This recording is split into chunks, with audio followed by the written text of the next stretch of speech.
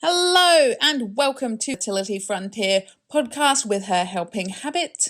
That's where we discuss egg donation, surrogacy, infertility and a whole host of other subjects under that scope. And today we are joined by a very interesting guest indeed. So welcome, hello. Hi, I'm Emma and I am a donor coordinator at Her Helping Habit and a genetic counselor. And we are talking today about the Egg Donor Registry in Australia. Can you share a little bit more about that?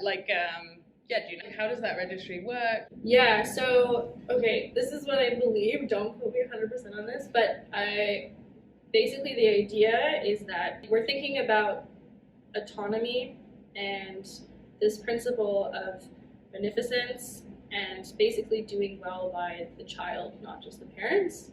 And so from that, there is this idea that children have the right to know their personal background. It's important to be able to know our genetics, because what if there's something that could affect us that we want to know about, or even just out of curiosity. It's really important to be able to know where you come from and find who you're biologically related to. And so from that, Australia has established legalities where every child has the right to know that. And so I believe that it's through like government databases that every donor is like in the database and accounted for, and they know who they donated to, and they keep this information so that when the child wants to know, that they can have that information released to them.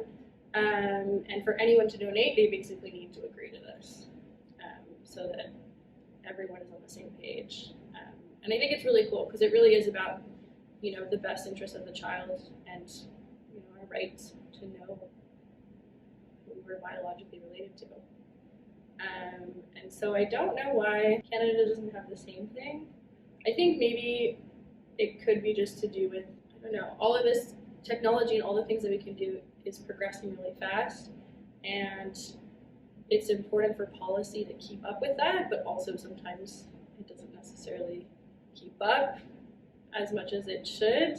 And there's this issue, but it hasn't put at the forefront of needing to be solved yet.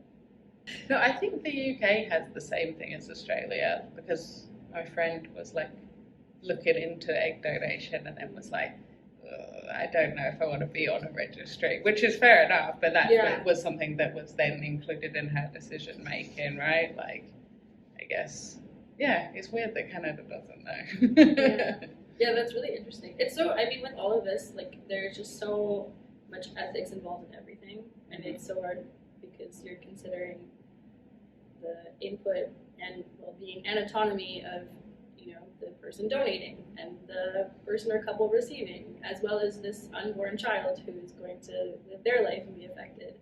So you kind of have to balance all of those things.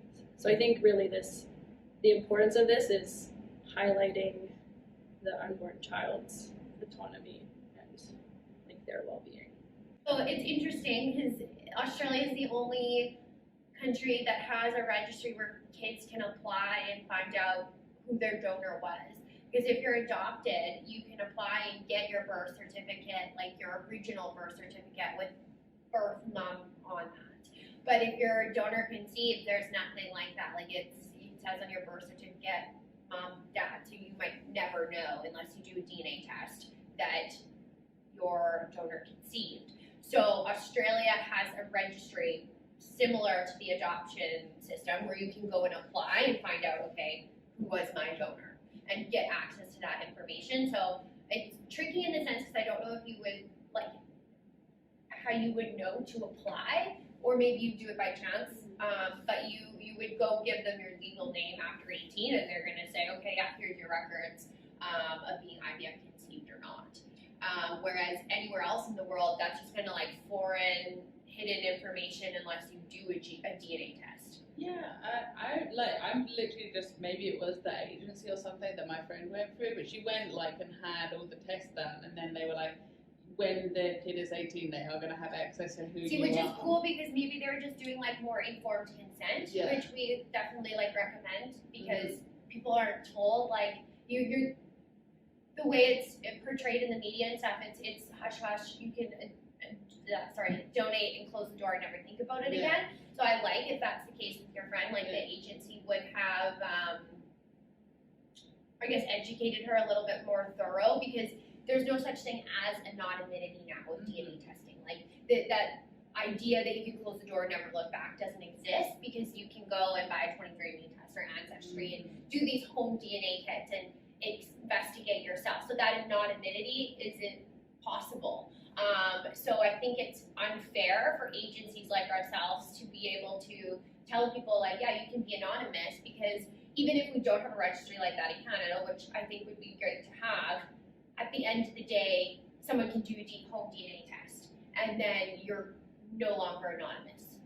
So I think that's maybe the route they were going. If they, or they could have an internal registry like we do here at HHH, but like globally or like legislation-wise, Australia is the only country that has something like that to protect kids conceived through third party.